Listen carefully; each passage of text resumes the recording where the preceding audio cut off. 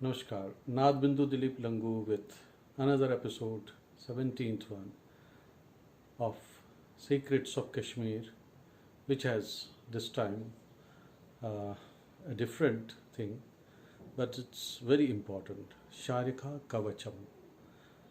It's Har Navami, the ninth day of bright fortnight of the month of Ashada, and people throng here at Chakreshwar Hari Parbat and celebrate this day. This is the appearance day of goddess Sharika, the presiding deity of Srinagar. Srinagar is named after Sharika's Sri Chakra, Srinagar. Kavacha is the protector. It protects from disease, death, and adversaries. So let us listen to it. Just with mere listening to it, it creates a healthy environment. So let us listen to Sri Sharika Kavacham. Om Shri Ganeshaya Namaha.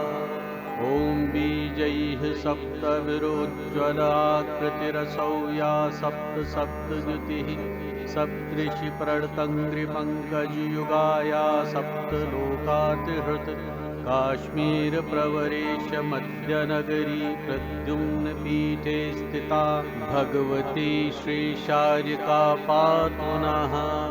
श्रीं शारिकायै विद्महे सप्ताक्षरै धीमहि तन्नो शारी प्रचोदयात्। श्रीं शारिकायै विद्महे सप्ताक्षरै धीमहि तन्नो शारी प्रचोदयात्। श्रीं शारिकायै विद्महे सप्ताक्षरै धीमहि तन्नो शारी प्रचोदयात्। ॐ ह्रीं श्रीं हूं ह्रां मां शां शारिकायै नमः। ॐ ह्रीं श्रीं हूं ह्रां मां शां शारिकायै नमः। ॐ ह्रीं श्रीं हूं ह्रां मां शां शारिकायै नमः।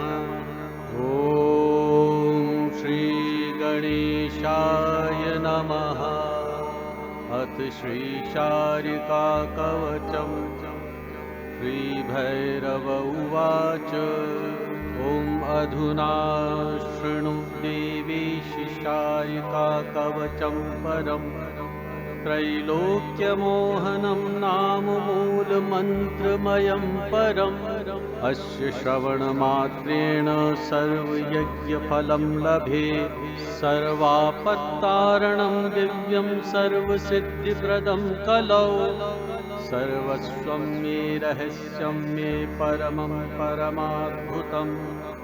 धारणादस्य देवेशि विष्णुना स जलोद्भवः। दानवेन्द्रो हतः शीघ्रं अन्धकारो यतेन्दुना। मया त्रिपुराध्यक्षो दानवो जिष्णुना बलः। जम्भो वृत्रासुरो देवी प्रभावादस्य वर्मणः। कवचस्यास्य देवेशि ऋषिर्भैरव ईरिता। त्रिष्टुप्छन्दो देवता च त्रैलोक्यमोहनीश्वरी। शारिका शर्मबीजं च मा शक्तिः कीलकं गजः।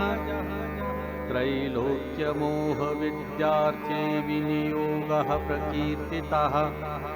ॐ मे दुर्गा शिरः पायादेकाक्षरविभूषणा। ॐ ह्रीं चण्डी ललाटं मे जगदुल्लासरूपिणी। ॐ ह्रीं श्रीं त्रयक्षरा पातु भ्रुवौ मे भगमालिनी। ॐ ह्रीं श्रीं हूं च नेत्रे व्यात् सर्वमङ्गलमङ्गला। ॐ ह्रीं श्रीं हूं ह्रां अव्यान्ते श्रुतिशङ्करवल्लभा। ॐ ह्रीं श्रीं हूं ह्रां आं पातु नासां नारायणेश्वरी। ॐ ह्रीं श्रीं ह्रूं ह्रां मां शां मे पातु वक्त्रं सरस्वती। आं इं ईं रदां पातु मातृका शेखरेश्वरी।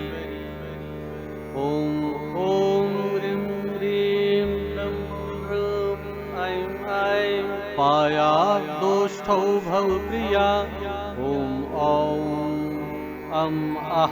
गलं पातु नीलकण्ठासनेश्वरी।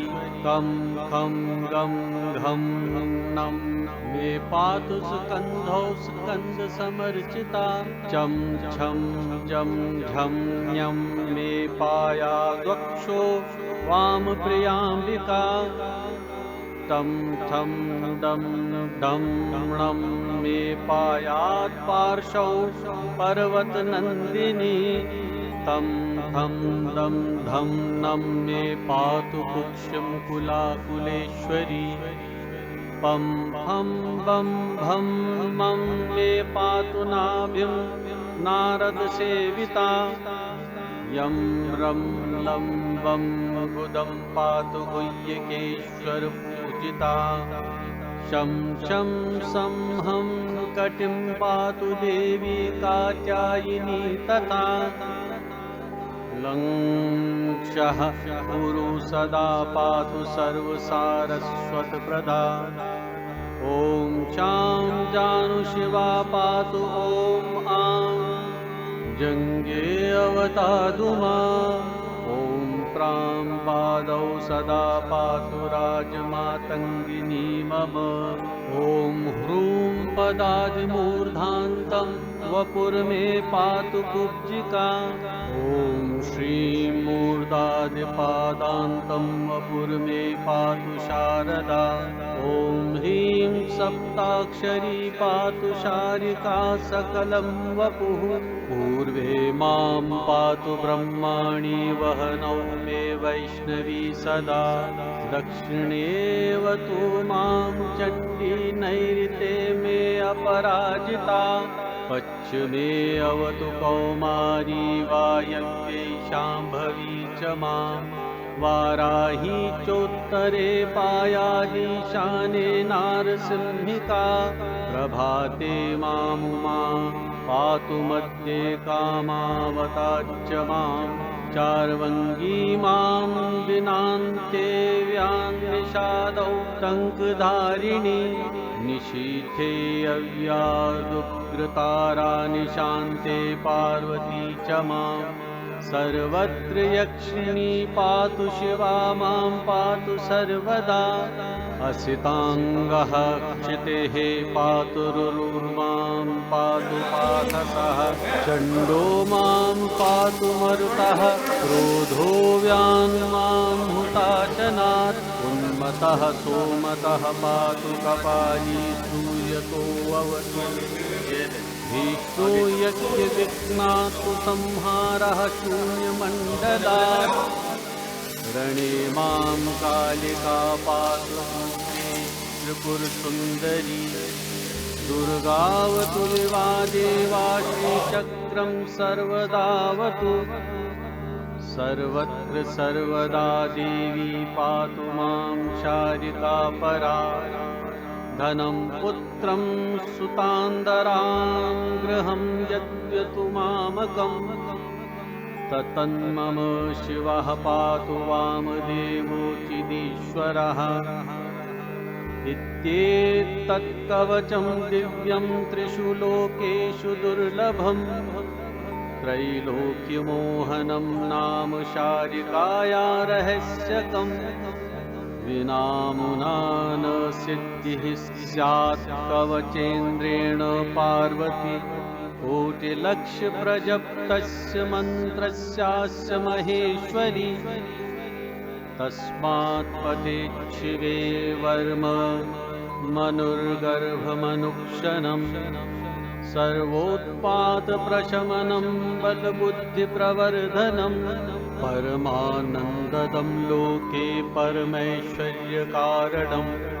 यः पठेत् पाठयेद्वापि शृणोति श्रावयेदपि स एव भैरवाध्यक्षस्त्रैलोक्यविजयी विभुः रवौ भूर्जे लिखेद्वर्म स्वयम्भूकुसुमसृजा कुसुमेनाष्टगन्धेन स्तन्येन निजरेतसा धारयेन्मूर्ध्नि वा बाहौ प्राणपुयात् परमां गतिम् धनकामी लभेद्युतं पुत्रकामी लभेत् प्रजां रणेरिपुन्नरो हत्वा कल्याणी गृहमाविशेत् धृत्वा वक्ष्यसि देवी शिवाग्नित्वं जायते शनात् वन्द्या च काकवन्द्या च मृद्वत्सा लभेत् सुतान् मार्कण्डेयायुषो देवी साक्षात् वै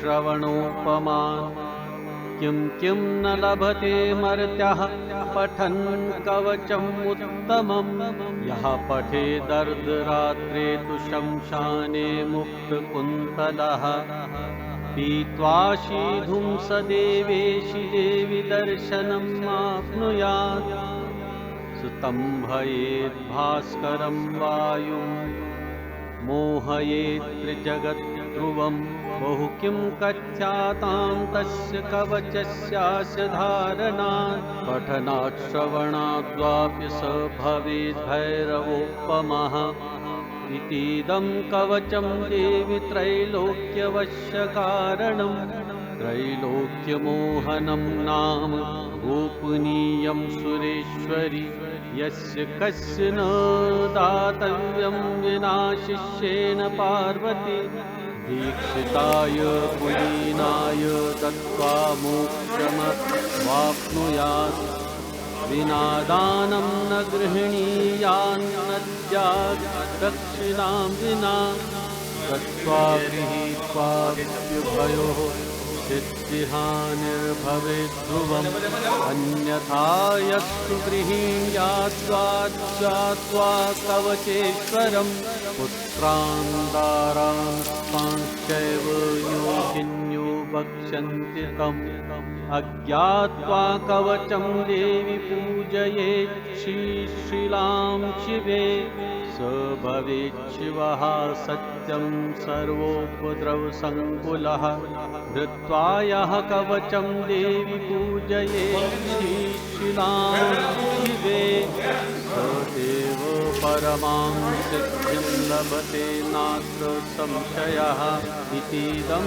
कवचं देवि सारं सर्वस्वम् उत्तमं रहस्यं चारिकारत्वं गोपनीयं स्वयोनिवत् इति श्रीरुद्रामले तन्त्रे चारिका कवचं समाप्तम् चारिका सर्वसिद्धिदायिनी